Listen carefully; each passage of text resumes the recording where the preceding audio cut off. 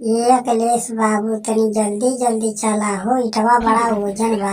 अरे कहाँ से चली भौजी जल्दी जल्दी, देखत न बाटू मुनीबा ससुर के नाती गिनती करत है इटवा का।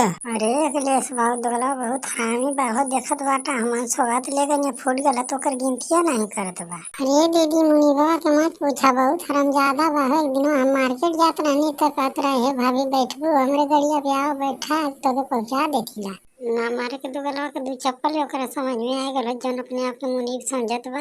अरे भाभी लोगन जायदा काहे गुस्सियात बाटू बुढ़वा पे, जायदा बूढ़ आदमी रहल कह देले होई।